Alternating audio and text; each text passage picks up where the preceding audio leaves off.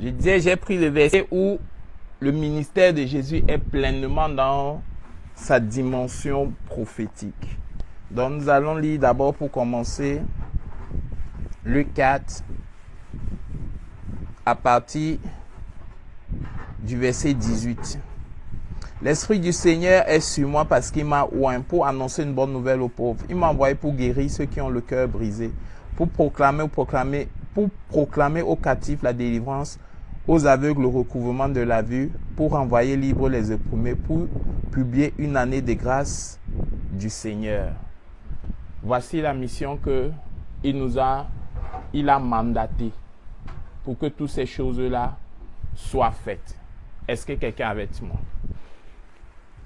Maintenant, nous sommes dans cette même série de Elinde. Elinde, c'est le dernier samedi du mois. Nous devons prier pour la guérison. Nous devons prier pour que l'Éternel nous guérisse. Excusez, j'arrange un peu. Nous devons prier pour que Dieu nous guérisse. Dieu nous a instauré que c'est une journée de guérison, une semaine dans laquelle, la dernière semaine du mois, nous prions essentiellement pour la guérison pour ce ministère. Quelle que soit la maladie, que Dieu te restaure. Alors, pour que les gens comprennent, et comme nous sommes en train d'échanger sur les éléments de la guérison, il fallait que nous décrions, nous maîtrisons les différentes portes de la guérison. Alors, j'ai dit que, qu'est-ce que Dieu guérit? Dieu restaure. Dieu restaure complètement. Dieu restaure ton âme. Dieu restaure ton corps. Dieu restaure tout ce qui te rend malade. Dieu peut restaurer ce qui fait souffrir ton cœur. Voilà pourquoi il a dit, il guérit les cœurs brisés. Donc, il peut restaurer ton âme de tout système qui t'a longtemps dérangé. C'est-à-dire, tu as connu des viols, tu as connu des souffrances, tu as connu l'amertume, tu as connu beaucoup de choses qui ont affecté ton âme, qui rendent ta vie amère. Dieu te restaure de cela. Est-ce que quelqu'un est avec moi? Dieu guérit des maîtrissures physiques. Dieu guérit de la possession. Est-ce qu'on se comprend? C'est les hommes qui ont commencé à différencier. Oh, ça c'est l'onction et la délivrance, ça c'est l'onction et la guérison. Mais sur les 9 dons charisma, les choses qui sont similaires à ça, il y a le don de guérison, il y a le don des miracles. Et c'est exprès qu'il a parlé comme ça. Le don des miracles produit des choses même aux éléments, aux choses qui n'ont pas très... Guérison, c'est des trucs pratiques. Ça dit qu'on va te résoudre d'un mot. Miracle, on va faire un miracle particulier. L'eau va jaillir du mur, ainsi de suite, ainsi de suite. Est-ce qu'on se comprend? Est-ce qu'on est ensemble? Maintenant, retournons dans notre message. Nous sommes en train de parler de la guérison et ce matin, nous voulons que, en quelques mots, nous entrons profondément de ce que Dieu entend par la guérison, de ce que Dieu veut faire dans la guérison. Dieu ne guérit pas, comme je le disais, Dieu ne guérit pas quelqu'un pour fanfaronner. Dieu ne guérit pas quelqu'un pour que la personne fasse encore plus de bêtises. Parce qu'en réalité, si la personne ne change pas, sa guérison ne lui sera pas profitable. Et Jésus même a dit, va et faire attention pour que plus pire ne t'arrive pas. Est-ce qu'on se comprend? Mais ça fait partie de Dieu parce que Dieu aime et veut nous guérir parce qu'il veut nous voir bien. Mais le but principal, quand on appelle guérison, Dieu ne veut pas seulement te guérir d'un mot, mais il veut te restaurer complètement, restaurer ton âme, restaurer ton corps, restaurer ton esprit. Donc, il veut te remettre en forme dans tous les états. Pour que quand tu te lèves, tu te retrouves. C'est ça le but de la guérison de Dieu. Est-ce qu'on est ensemble? Voilà pourquoi je veux que nous lisons quelques façons différentes que Dieu a guéri les gens pour que vous les compreniez. Ici, nous avons la guérison à la dame à la perte de sang. Vous allez voir quelque chose de différent. Ce n'est pas Jésus qui part vers la femme, c'est la femme qui vient vers elle. À cause d'un mal et d'une situation qu'elle ne trouve pas solution. Alors elle dit, ok, Jésus est en train de passer. Je ne peux pas perdre une opportunité. La Bible ne nous dit pas s'ils se sont déjà croisés. La Bible ne nous dit pas s'ils ont déjà échangé. La Bible ne nous dit pas si les gens autour d'elle lui ont dit un jour, ou lui a encouragé. Mais la Bible nous dit qu'elle avait entendu parler de lui. La Bible nous dit qu'elle avait les moyens, elle a dépensé tout ça à l'hôpital. Donc pendant que Jésus était là, elle avait encore un plan B. Et j'ai toujours dit que chaque fois que tu as un plan B, un plan C, un plan Z, Dieu n'agira pas. Parce que Dieu ne partage pas sa gloire. Elle avait encore les moyens de dire que, ok, je peux encore tester tel médecin, telle chose.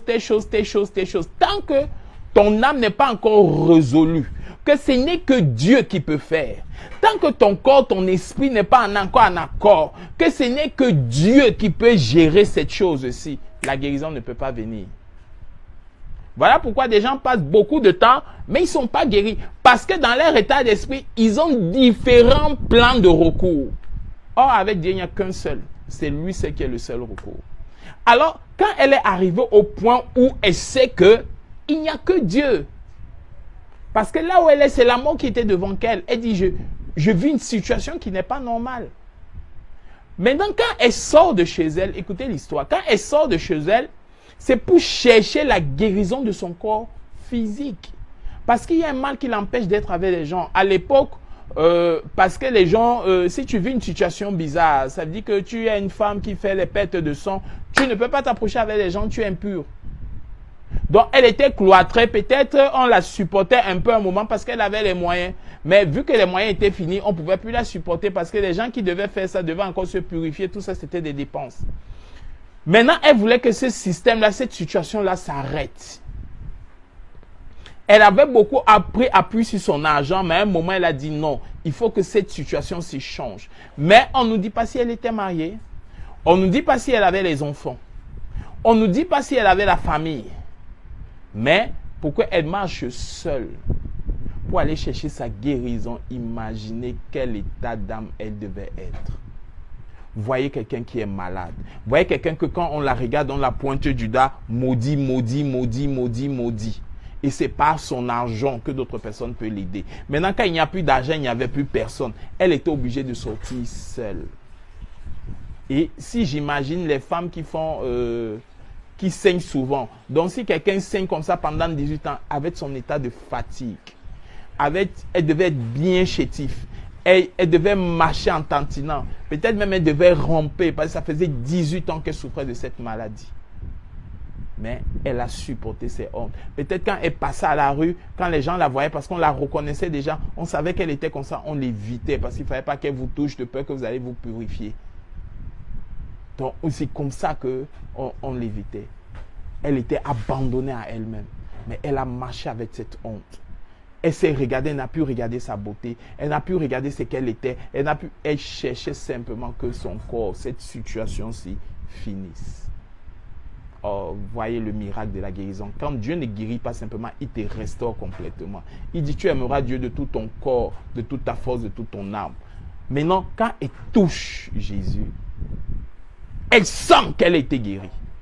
Oh, c'est facile. Oh my God. Comprenez l'histoire, voyez ça comme moi. Quand Dieu restaure, il ne restaure pas simplement un côté. Quand elle touche Jésus, elle dit que, vu que le flux sort abondamment, elle sent que ça s'est arrêté. Donc, elle a senti à l'instant qu'elle a été guérie. Certainement, parmi les gens qui étaient là, on la bousculait, n'était pas assez forte, mais elle arrivait à le toucher, la persévérance. Celui qui veut être guéri est celui qui est persévérant. Celui qui veut être guéri est celui qui est déterminé. Si tu veux être guéri, tu seras comme les gens là qui ont enlevé le toit de quelqu'un pour faire descendre le corps, pour dire à Jésus qu'aujourd'hui là tu vas que prier pour lui. Celui qui n'est pas déterminé ne veut pas la guérison. Si tu veux quelque chose et que tu sais que la seule personne qui peut te le donner, le voici, qu'il pleuve, qu'il neige, jusqu'à ce que la chose là vienne, tu ne peux pas te décourager. Celui qui veut être persévérant, être déterminé, il ne joue pas. Alors quand elle touche, elle sent la guérison. Maintenant, pour que Dieu manifeste sa complète guérison, sa complète restauration, il la met à l'épreuve. Vous voulez me dire que Dieu ne savait pas qu'elle allait être là? Dieu sait, il sait tout. Mais la Bible nous dit que Jésus dit que quelqu'un m'a touché. De ce fait, par cette phrase, on est obligé de s'arrêter. Si elle se laisse découvrir, on va dire que toi qui est dans ton flux sanguin, qui ne doit pas toucher les gens selon les ordonnances, tu as osé toucher quelqu'un, un homme, et dessous quoi un prophète, tu mérites la mort. Ah, car rien que pour la guérison. Or, elle a déjà été guérie. Elle peut prendre son corps, elle part tranquillement. Je suis guérie, ça va, je suis à l'aise. Ce que je veux de Dieu, je l'ai, je pars. Comme d'autres personnes, dès qu'ils reçoivent quelque chose, ils ont déjà fui la présence de Dieu. Mais elle est restée. C'est elle, Jésus ne lui pointe pas, mais c'est elle qui s'élève. Elle dit, Seigneur, j'ai été guéri en plein milieu des gens et s'accuse. Elle montre même le motif pourquoi vous devez me condamner. Seigneur, j'étais malade d'un flux sanguin et j'ai été guéri.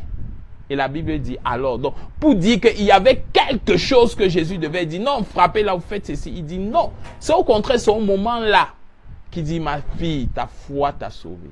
Car elle n'est plus simplement guérie. Son âme a été restaurée. L'amertume de son cœur que depuis longtemps elle était seule a été restaurée. Les choses que tout le monde l'avait abandonnées a été... Tout ce qu'elle avait perdu à cet instant, la paix est revenue dans son esprit. Est-ce que vous comprenez ça? Ça veut dire que cette personne-là qui ne croyait qu'à une seule chose, qui ne croyait que les gens ne peuvent que la supporter à cause de X, à cause de Y, la restauration est venue directement. Est-ce qu'on est ensemble? C'est ce que Dieu est capable de faire. C'est ce que Dieu fait. Il ne te restaure pas seulement ton corps physique. Il te restaure complètement pour que tu sois totalement sanctifié. L'autre point aussi que je voulais vous parler, vous voyez Job. Il n'a jamais fait un... En fait, la cause de sa maladie, ce n'était pas lui. C'était un échange spirituel entre deux personnes. Et dont lui, il était la conséquence de ça. Mais, à cause de sa loyauté à Dieu, à cause de sa loyauté et sa fidélité à Dieu, Dieu l'a remis au sanctuaire. Quand bien même les gens disaient, détourne-toi de lui, comment quelqu'un avec qui tu es loyal, tu as fait ceci, il te maudit comme ça, ça veut dire que tu n'es pas avec lui. Il a été... Sa loyauté ne dépendait pas de ce que les gens disaient. Sa loyauté ne dépendait pas de ce que les gens croyaient. Sa loyauté ne dépendait pas de ce que les gens voyaient ou pensaient. Ça dépendait de ce que lui, il agissait envers Dieu. Et il a été loyal et fidèle à lui. Dieu l'a guéri. Est-ce que quelqu'un a vêtement? Ta loyauté ne doit pas se dépendre de ce que les autres vont dire, de ce que les autres pensent, de ce que les autres vont agir, mais de ce que toi-même tu penses. Et de ce que tu fais pour Dieu. Parce que quand il a écrit ses commandements, ses ordres, ses ordonnances, il a établi. Celui qui est loyal, il va faire comme ça, va marcher comme ça, va agir comme ça. Voilà comment quelqu'un qui est loyal est au travers des hommes. Si tu aimes Dieu, ça se manifeste au travers des hommes. Si tu ne l'aimes pas, ça se manifeste aussi. Tu ne peux pas dire que tu aimes Dieu et tu es méchant avec ton frère. C'est impossible, c'est Dieu qui l'a créé. C'est ça qu'il essaie de nous expliquer. Maintenant, ceux qui veulent vivre la guérison de Dieu, tu dois d'abord comprendre quel est le mal qui te fait souffrir. Est-ce que c'est cette maladie-là qui te dérange? Ou le mal n'est que la conséquence de ta méchanceté? Écoutez, dans les différentes guérisons, non, pour que je parle bien, dans la libération de la guérison, il y a différentes dimensions. Il y a la guérison souveraine de Dieu. Tu ne connais pas la nature de ta souffrance, tu ne sais même pas comment faire, et puis tu viens, pap, souverainement Dieu te guérit. Il y a la recherche de la guérison de Dieu. Tu vas chercher que Dieu te guérit. Tu vas entrer dans les profondeurs que Dieu te guérit. Pendant cette marche-là, Dieu va restaurer ton âme. Et le problème qui t'a amené. L'autre dimension, Dieu va arranger, te redresser et t'équilibrer. Ce sont ces trois dimensions souvent que nous nous retrouvons dans la guérison. Tu vois quelqu'un qui va venir, il a la même maladie, continue à être dans son corps, mais il a changé. Il n'est plus la même personne qu'il était hier. Paul est venu avec un mal, l'apôtre Paul est venu avec un mal. Dieu l'a rempli d'une manière extraordinaire, mais n'a pas guéri de son mot. Mais il était différent. Est-ce qu'on se comprend? La femme à la perte de sein est venue avec un mal physique et Dieu a restauré même son âme. Marie de Magdala est venue avec son état de prostituée. Dieu l'a changé et a guéri de ses différents maux. Est-ce qu'on se comprend? Jusqu'à lui donner une nouvelle personnalité. La femme qui portait la cruche dans la Bible que Jésus avait demandé, donne-moi l'eau à boire. Elle est retournée dans son village. Elle a été guérie de son ancien statut, de la façon que les hommes l'abusaient, de tout. Elle a eu une renommée. Donc Dieu a tout changé un temps record. Maintenant, tu dois savoir quel est le mal que je veux que Dieu me guérisse et pourquoi? Quel avantage sera pour Dieu? Quel avantage sera pour toi? Tu peux avoir le cancer, Dieu te guérira de ce cancer. Mais Dieu va le guérir. Pourquoi? Parce que je suis sa créature, oui. Comme bien même tant d'autres personnes qui sont mieux que toi, mais qui meurent de ça. Mais quel est l'avantage pour toi?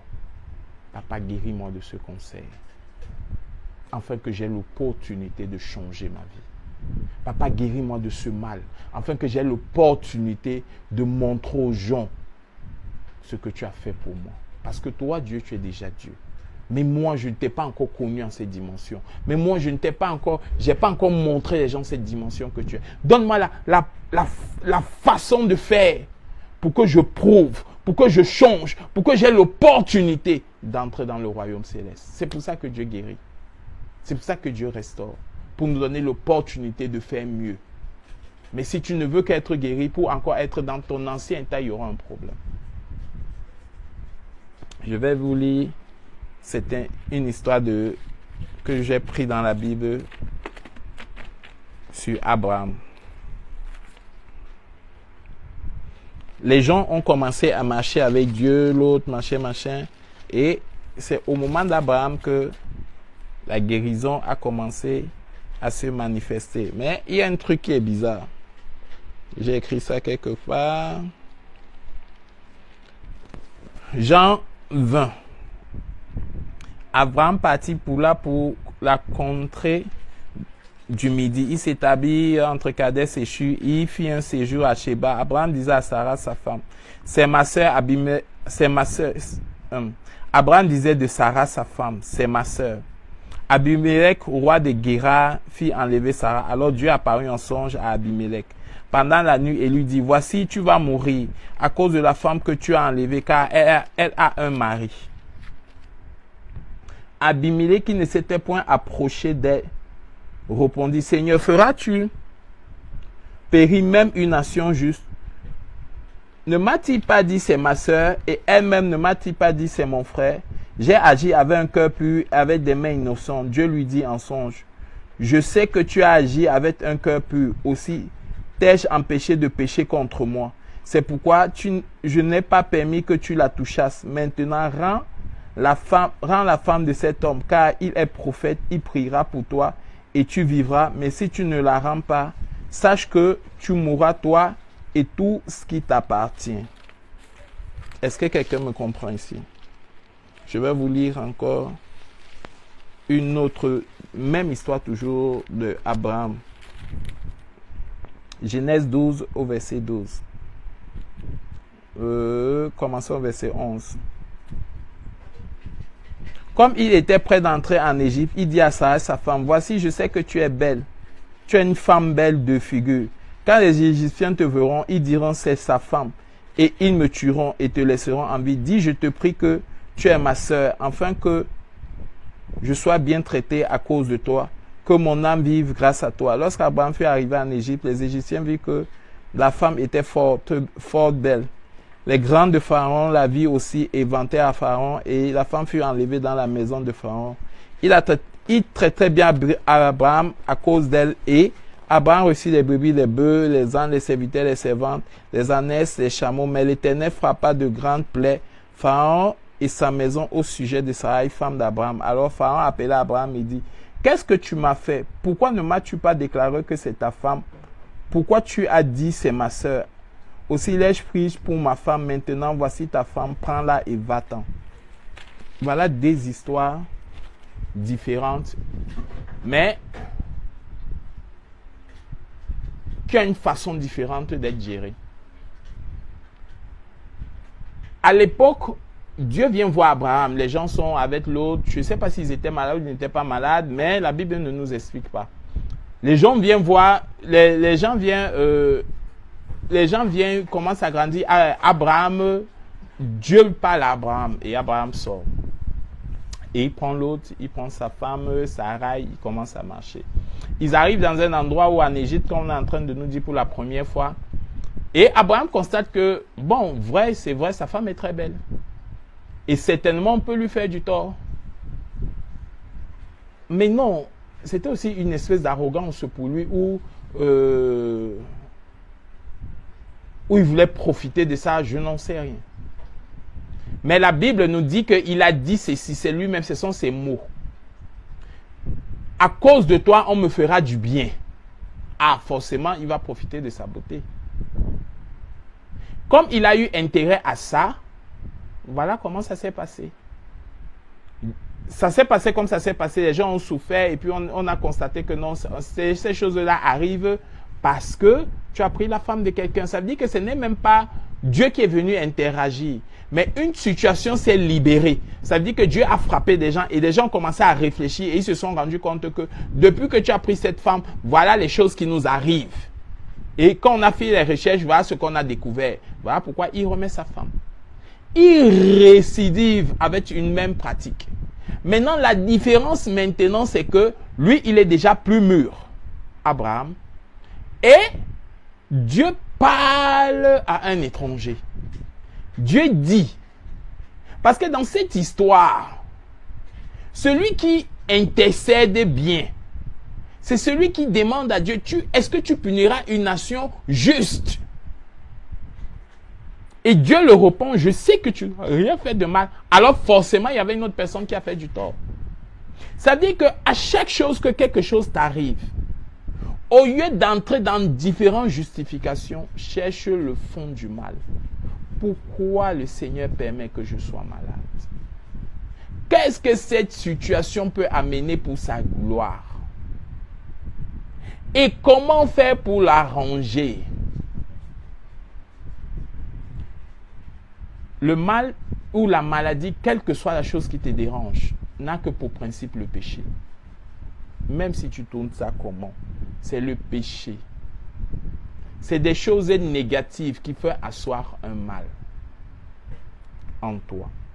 La maladie, quel que soit son nom, la souffrance, quel que soit son nom, ne trouve que appui sur quelque chose qui est négatif. Maintenant, si Dieu restaure la chose négative, la chose n'a plus appui sur toi. Voilà pourquoi,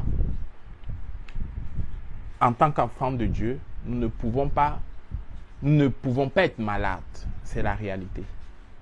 Non. En tant qu'enfant de Dieu, nous ne devons pas être malades. Mais il se retrouve qu'en tant qu'enfant de Dieu, nous sommes malades. Pourquoi? Parce qu'il y a certaines choses de nous qui ne sont pas transformées. Et ça a trait à certaines choses. Pourquoi? Parce que celui qui est tout, Jésus-Christ de Nazareth, a tout effacé. Il a tout payé. C'est vrai. Il n'y a plus rien à faire. C'est vrai, c'est une réalité. Il s'est cloué les ressuscité, il a tout arrangé. On a un boulevard bien plein. Mais pourquoi nous ne marchons pas dans ce boulevard? Parce que nous sommes amenés par différentes émotions, différents vents contraires. Nous voulons être bien, nous voulons bien manger, nous voulons bien vivre, nous voulons avoir beaucoup de bonnes choses, que ces choses-là ne sont que mieux pour nous dans ce monde-ci. Or, Jésus a tout arrangé pour qu'on soit dans l'autre monde. Mais nous voulons tout pour ce monde-ci. Et ce monde-ci a beaucoup de choses qui l'accrochent, et notamment maladies, problèmes et toutes autres diverses choses qu'on peut vivre. D'où, si tu as un système, si tu as une situation, la maladie te bloque. La maladie te dérange, la maladie te façonne, la maladie fait des choses. La souffrance physique, spirituelle te menace. Maintenant, si tu régularises ça, si ces choses-là n'ont plus d'emploi sur toi, elles ne peuvent pas t'arrêter. Une femme qui n'a pas la blessure d'âme ne va pas recevoir les agressivités. Parce que toute chose que tu lui diras, elle ne prendra pas mal. Pour elle, ça sera une plaisanterie. Quelqu'un qui a ses moyens ne souffre pas d'un manque parce que ses moyens le couvrent du manque. Quelqu'un qui est joyeux, tu as des difficultés de l'attrister parce que tout pour lui, il banalise. Donc, quand on arrange une situation, la situation où elle s'accrochait n'a plus de puissance. Si tu commences à dire à Dieu, je suis malade, ok, c'est vrai. Je ne connais pas le fond pourquoi j'ai été malade. Ok, c'est vrai. Mais, je peux être gueulard. Je peux être arrogant. Je peux avoir des mauvaises paroles. J'arrange cela pour le Seigneur, pas pour les hommes. J'arrange cela pour le Seigneur, afin que je sois à l'image de ce que Dieu veut. Pendant que j'arrange, la maladie où elle s'accrochait, quelle que soit la chose, part seule. J'ai un sale caractère, c'est vrai. À cause de ce sale caractère, les gens fuient autour de moi. À cause de ce sale caractère, je suis accusé de différentes parts. Dès l'instant où je change ce caractère, pas pour les hommes, mais pour Dieu, et Dieu commence à me transformer, ce que le sale caractère va apporter, va trouver que Dieu a arrangé et ça va commencer à tomber. C'est ce que j'ai découvert, que en réalité, c'est simple. Dieu nous façonne. Et en nous façonnant, il nous met comme des espèces d'échelons. Quand tu arranges un échelon, tu as grandi dans une famille. Tu as longtemps vécu avec l'atmosphère, la réalité de cette famille. Les mots, les choses qu'on a l'habitude de faire. Quand tu arrives à l'école, on commence à te dire, non, ici on ne fait pas ça, ici on ne fait pas ça, ici on ne fait pas ça. Et quand tu t'appliques, tu te rendras compte que tu n'es plus comme les gens de cette famille. On va dire que dans notre famille, il y a une seule personne d'intelligence, là voici, le voici. Parce qu'il parle différemment, parce qu'il fait différemment. En fait, dès l'instant où tu changes, les réalités de ta famille aussi changent sur toi. Donc c'est avec logique que dès l'instant où tu changes avec Dieu, les réalités qui t'étouffaient changent aussi. Je ne sais pas si quelqu'un est en train de comprendre ce que je veux dire. Les choses de Dieu sont entre nos mains. Mais pourquoi nous les profitons? Nous devons nous modifier, pas pour un homme, mais pour Dieu. Nous devons apprendre à reconnaître que ici j'ai mal agi. Et si j'ai mal agi, je change. Je ne change pas parce que je veux que la solution s'y soit trouvée. Je change parce que je trouve que j'ai mal agi et je dois changer pour plaire à Dieu. Et logiquement, dès l'instant où je commence à changer, Dieu restaure quelque chose en moi. C'est ça la logique. Les gens qui croient que non, ça ne marche pas comme ça, c'est faux.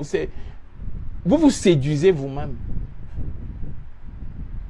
Mais c'est la logique. Pourquoi? Parce que la réalité, c'est que tout ce que nous avons, c'est pas pour cette terre. Dieu nous façonne pour entrer au ciel.